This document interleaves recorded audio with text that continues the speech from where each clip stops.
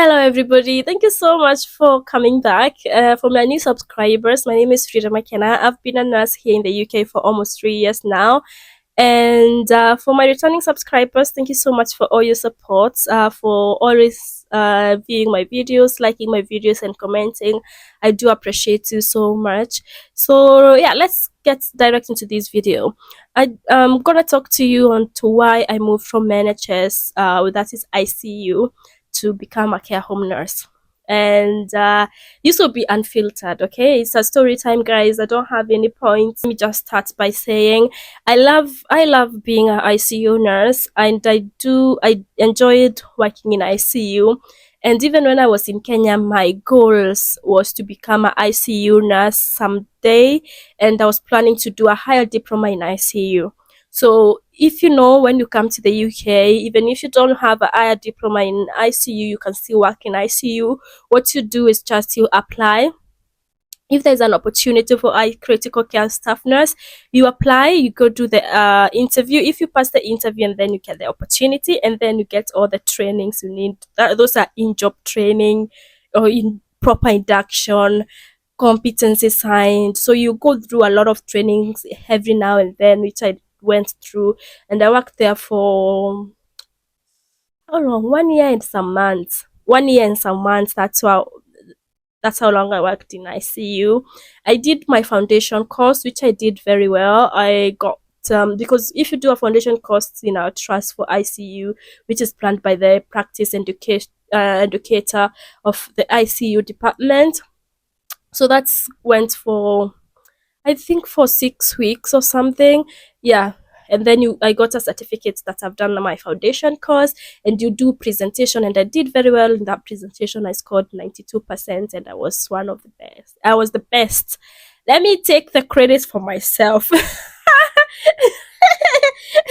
And then, guys, yes, I scored 92%, and I was so proud of myself. My baby has just come from Kenya. I did very well with the presentation, and I scored 92%. I was so happy. Oh my God, I was so happy. I was so happy. Anyway, so fast forward. So okay, I worked in ICU for that while, and then it got to a point that uh you know you need to apply for ICU unit course. And so because I felt like I did very well in my foundation course, so I felt, let me apply for this unit course, because in our trust you need to apply for that course. When they say the course is open, people can apply and all that to get sponsored by the trust, so that you can go and do your uni course as a ITU. Now you get training from the uni. And because I passed my foundation course very well, especially being the top of the class by scoring 92. Was it 92 or 90%? I will find my certificate and I'll put it here.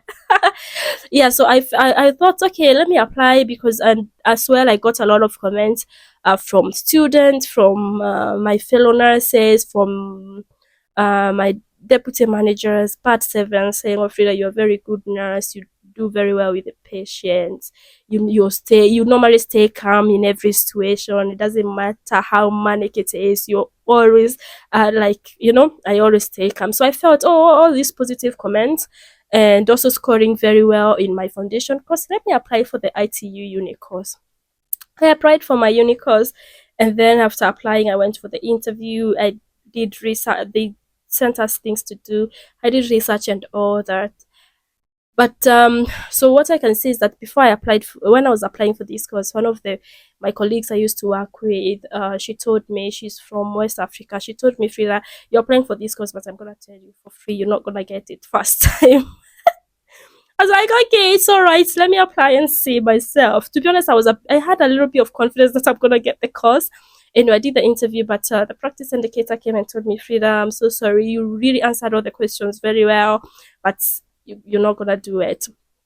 You can't do it right now, because one of the things that practice indicator said is that is because last year, that time, is because I was going through a lot, especially waiting for my baby's visa. So they felt that I was not in the right place to do the course. But I really felt so bad because that's up to me to judge if I'm in the right place or not. And if I'm applying for the course, that means I'm in the right place to do the course. And especially doing very well in my foundation course should have also proven that I'm in the right I was in the right place to do the course. And as well, they say that I haven't been signed off a lot of competency. We had a book to sign competencies, but I felt even other people who got it, they didn't. They had a lot of things to be signed off, but so I felt there was a little, because my friend used to tell me a lot of things about these politics here and there in the ICU. But I choose always to be positive. But after what happened, I felt like I started looking around and opening my eyes more, and I saw that what the lady from this lady from Nigeria was telling me is kind of true, because according to her, and also what happened to her is the same thing. She's amazing, but to get into the course, it took her like is it twice or three times, and there's another gentleman also who I was applying every time, and he could not get it, and he had stayed in that ICU for almost 3 years. So I was like, no, I'm not gonna stay here further longer if I'm not going to progress into my career. I'm very ambitious. I wanted to I wanted to become bad six in like 2 3 years, but I as well I saw that becoming a bad six in the ICU that I used to work, the people who are taking the positions, there are people who've worked there or who had ICU experience for even 10 years, who have worked there for 6 5 years. Bad seven is people who have worked there for 10 years. Oh my god. I was getting so discouraged every time I was looking at this. I was like, I don't know where my dream is going, because I feel like it's not going to happen soon. I know you're supposed to be patient. I know you're supposed to take one step at a time. But at the same time, at that time, I felt, so what do I do? Anyway, I didn't, I was not even thinking of changing job. I said, it's okay, I'll wait till next year. And I apply for the ITU uni course again. But as in the back of my head, I knew I knew I didn't it did not really settle very well with me, especially after opening my eyes and seeing what was happening, with what happened with the colleagues who've been there for long, like 3 years, and they are, and for them getting into the course, it was a it like it took a lot of interviews and all that, until that gentleman from Ghana, he was like, no, he doesn't want to do it anymore, so it's really made me feel really bad. But I was just doing my night shift on my break. I decided to just scroll and just see what is around. I was not planning to move. Even when I was going to ICU, I was working in stroke unit. I was not planning to move to ICU. I was just browsing. I love browsing, guys. I love browsing when I'm on my break, just checking which opportunities are out there so that I can grab. I'm young.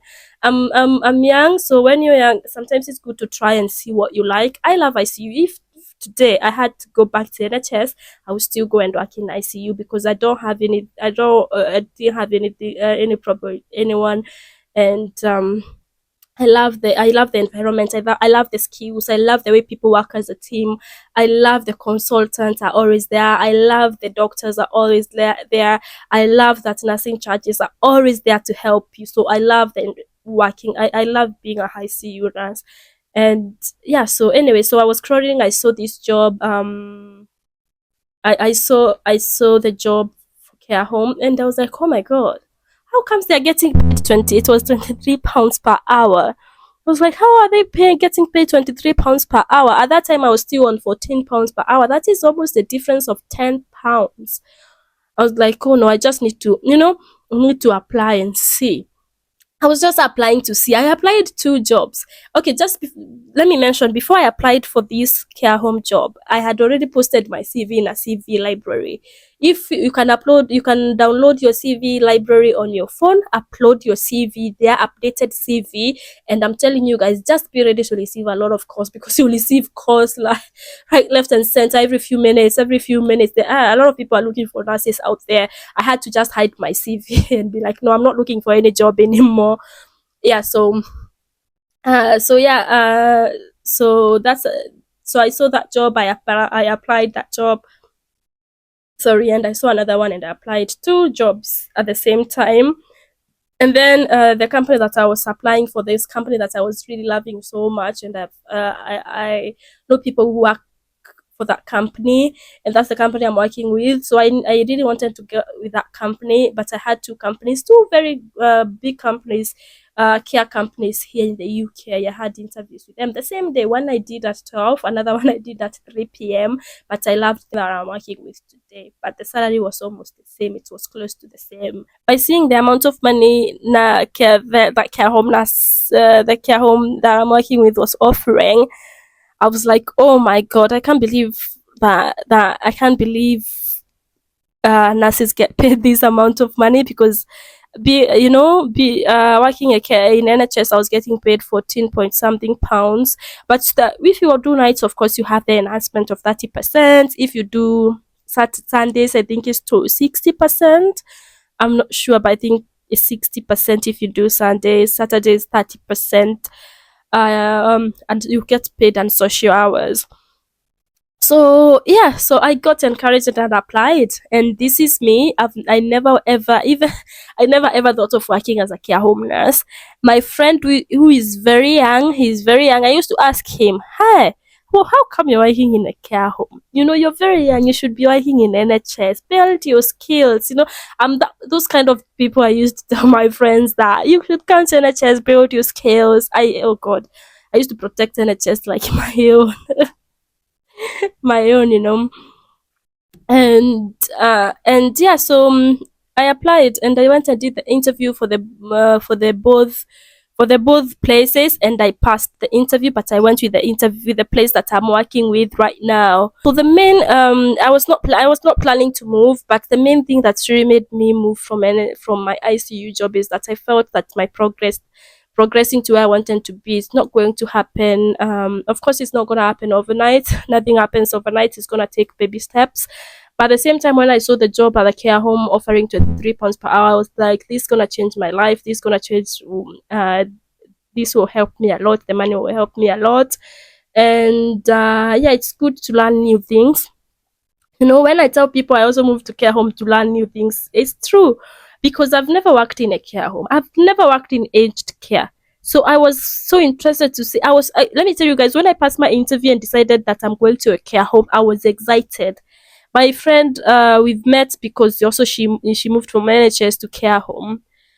We met, and then we were just telling each other how we are excited to start our jobs in care home. I was so excited. I went, I made my hair, I bought new compression socks. I was so ready for care home. I was so excited because I really wanted to learn new things. That's what happens when I'm excited. I'm always excited about new things. Okay. And having not worked in a care home, I was ready to go and work. But hearing a lot of things about care home employers, managers, how they are treating some people and all that, I was just sitting down and praying God and asking God, please God, go before me. May you give me the best home manager I can have. May you give me the peace I want in this new job I'm going to. So I used to just pray so much and be like, I really want to learn, and I want to know what being a care home nurse entails. Okay, so guys, this is the reasons why I moved. That is, at least at least seeing, getting paid a bit more money, you can save a bit more. Because in NHS I was working 34.5 hours. That is 3 shifts a week, but at the same time I had to top it up with agency, and that meant driving 45 minutes from where I live to go to do another shift in another hospital, or either doing bank shift. And with bank shift in our trust now, they are not, if you do bank shift, it's still the same pay as normal shift. So sometimes you think, do I do them? But it's good if you don't have any money, you can still do these bank shifts, and yeah, and earn some extra cash. But seeing this care home job, I decided I'll go and do 4 shifts a week. And getting my COS, seeing I'm getting paid 50 plus annual salary, I was like, oh my god, what have I been doing? This money is gonna do a lot. it's gonna do a lot to me, to my family, even though you're a nurse, but at the same time you need to pay your bills, you have your goals, you have your dreams, you have your family to take care of, you have yourself, you want to go for holidays. It's not only about job, it's also going for holidays. And I don't mean you can't achieve this when you're in NHS. You can still achieve all this, but at that time I felt like going for care home job, that job is going to change my life in many ways. That salary is gonna change my life in many ways. And I was so happy and I was so excited after I decided to leave. I was so excited, and I offered my resignation. It was really hard for me because I had to tell my matron that I'm leaving. That's the difficult thing I had to go through, because my ICU matron was very kind person, and telling her I'm leaving. Oh my gosh, she was like, "Oh, Frida, why are you leaving?" Oh, bless her. If there's, I always pray for her that may she live long, up to I don't know how many years, because that lady, she's so amazing. I've never met such an amazing human being in my life, especially supporting me through getting my baby's visa, and or trying to even contact MP. My baby's visa took 7 months, guys. So I was going through a lot of down moments and low moods, and almost getting into depression, wondering why is my baby's visa taking 7 months. And she was always there to support me. When my baby's visa came out, she allowed me to go get my baby as soon as possible. She's such an amazing woman. And when I was leaving, she wrote me a letter, as like acceptance of resignation, and the kind words she put there, and telling me in case I need anything, I can always call her. Yeah, it's nice. It's sweeter. It's bittersweet. ICU. If I had to go back, I would go back to ICU. I made a lot of friends in ICU. Just that I felt it was not the best place for me at that time. At that time and moment. So I left, and yeah, I'm happy. I'm happy in my care home right now. There is some challenges, yes, in a care home, and I'll talk about it. But at this particular time and moment, I think I'm happy in a care home, and I hope it continues like that. That is my truth about why I left the ICU to go to a care home. I don't have any other reasons. I didn't feel I didn't leave because of anything else. This is what made me leave. Yeah, that whatever I've talked to you about, that's what made me leave the ICU to go to care home. Okay, guys, I hope I have answered your question, and I hope I've answered it the best possible way I can. And I wish sometimes I can bring my friends who've left NHS to care home to give their own story, because their story is different. Their story is different, guys, from mine. The story why people are leaving NHS to care home as well is because one of my friends told me is toxic environment. They felt the environment is so toxic for them. And another thing is doing the work for a bad six when you're getting paid bad five salary. What I mean, sometimes you work when you're working in the ward, you might be the senior bad five there. It doesn't mean senior even by working 5 years. You might be senior there by working 1 year, but you were given responsibility of bad six. You're left to manage the ward by yourself. So, and you still get paid your a bad five salary. So just to let you know, even in NHS, people still go through the challenges that a lot of people are talking about. They are going in a care home, and I'm gonna talk about that in my in another video. So, guys, I hope I've answered your questions, and so please don't judge me, okay? Don't judge me. I know I'm not good when it comes to patience, guys. I don't do very good with patience, and I don't do very good with failures. I'm not used to failing in my life. So when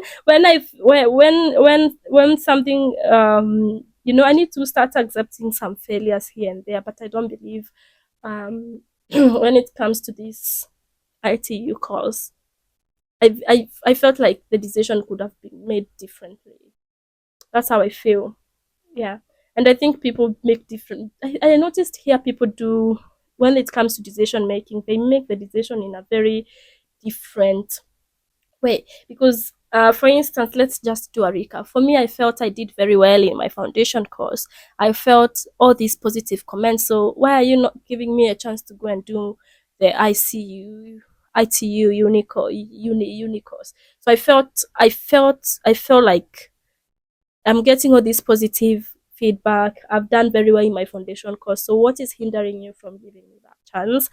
And another thing I would like to say, there is also a friend of who moved from the trust because she was a bad six. I think it's like a secondment one, and then it got to a point she was told, "Oh, now you have to go back to a bad five because they cannot finance her being a bad six anymore." And these small things break my heart, guys. These things happen in NHS the same way people, the same kind of challenges you're going through in a care home, there is still in NHS. So it's just you need to choose your poison. Okay, but if you get a toxic employer, please leave as soon as possible. Run. Okay, guys, thank you so much, and I wish you a lovely, lovely time. And I hope you've liked this video. Like, share, and comment with your friends.